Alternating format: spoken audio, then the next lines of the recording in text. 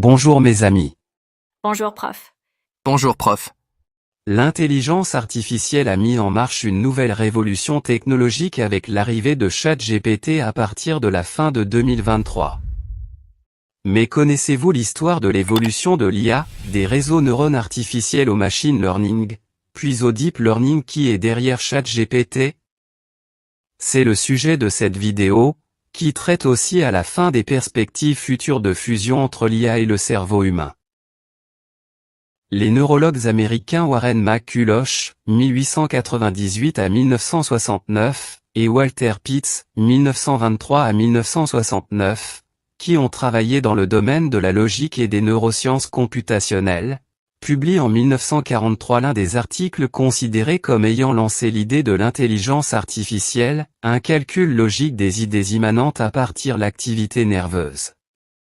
Cet article est suivi, dans les années 1950, des travaux sur les réseaux de neurones, dont on retient l'article fondateur, ce que l'œil d'une grenouille dit au cerveau d'une grenouille.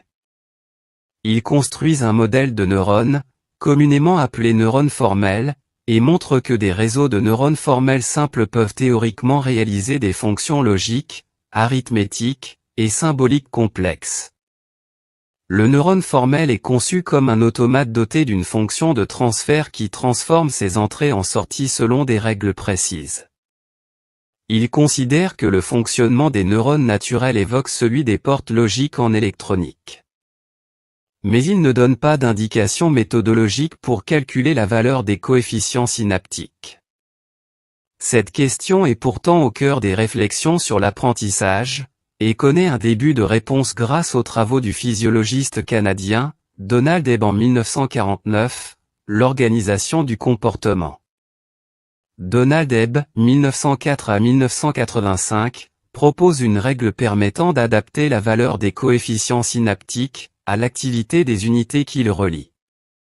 Cette règle, connue sous le nom de règle de Hebb, est présente presque partout, dans les modèles actuels, même les plus sophistiqués. L'intelligence artificielle, IA, a été marquée par une quête constante d'imiter les capacités cognitives du cerveau humain. Les réseaux neurones artificiels, RNA, ont donc émergé comme une tentative précoce dans cette direction, s'inspirant de la structure interconnectée des neurones biologiques. Ces premiers réseaux, souvent peu profonds, avec peu de couches, étaient capables de résoudre des problèmes simples de classification et de reconnaissance de motifs, mais leur capacité à gérer des données complexes était limitée.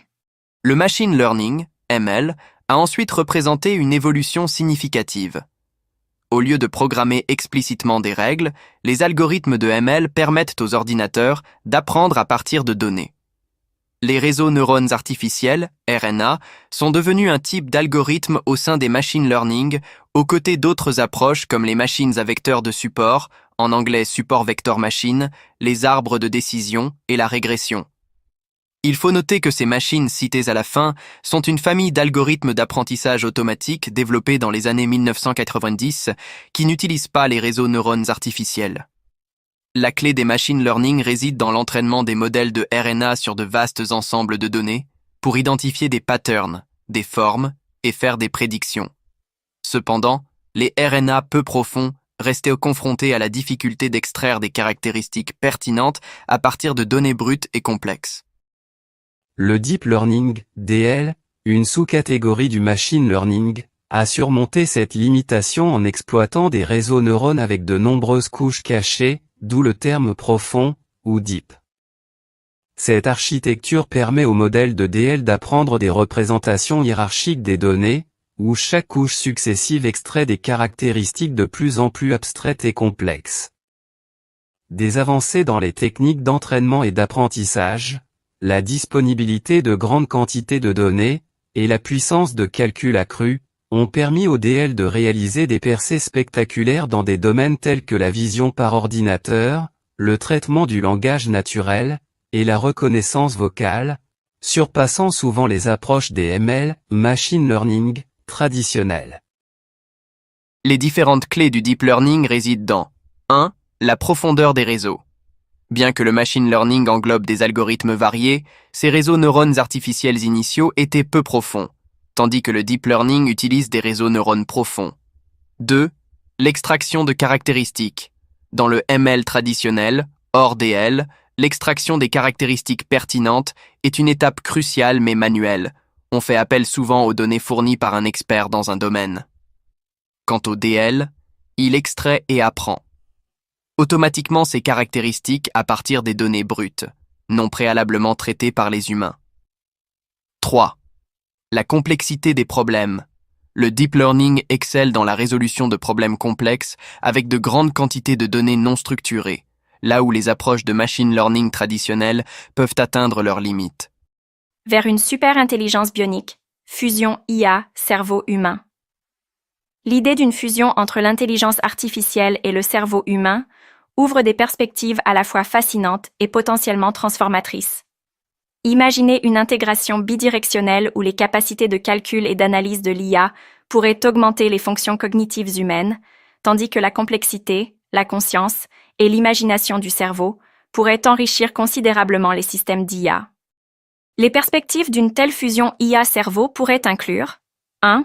L'amélioration cognitive significative, qui donne un accès instantané à une quantité massive d'informations, des capacités de calcul accrues pour la résolution de problèmes complexes et une amélioration de la mémoire et de l'apprentissage. 2. Des interfaces cerveau-machine. Avancée, brain-computer interface, permettant une communication directe par la pensée, le contrôle d'appareils externes par l'esprit, la restauration de fonctions sensorielles et motrices perdues avec une précision sans précédent. Cela est en train de se faire dans les laboratoires de Neuralink. 3. De nouvelles formes de perception et de compréhension, permettant l'extension des capacités sensorielles au-delà des limites biologiques, le traitement et l'interprétation de données complexes à une vitesse et une échelle inatteignables par le seul cerveau humain. 4. Le potentiel d'une superintelligence bionique. Une symbiose où les forces de l'IA, vitesse de traitement, mémoire, analyse de données, se combinent avec les forces du cerveau humain, créativité, intuition, conscience émotionnelle, pour créer une forme d'intelligence augmentée, dépassant les capacités actuelles de l'un ou l'autre. Cependant, cette vision soulève également des questions éthiques, sociales, et de sécurité profonde. Les implications de la modification du cerveau humain, les risques de dépendance technologique, les problèmes d'équité d'accès à de telles technologies, et les préoccupations concernant la vie privée et le contrôle de nos propres esprits, nécessitent une réflexion approfondie et proactive. En conclusion, le parcours des modèles de réseaux neurones artificiels au deep learning témoigne d'une progression remarquable vers des systèmes d'IA de plus en plus sophistiqués. La perspective d'une fusion avec le cerveau humain représente une frontière encore plus ambitieuse, porteuse d'un potentiel immense, mais aussi de défis considérables qu'il faudra aborder avec prudence et sagesse.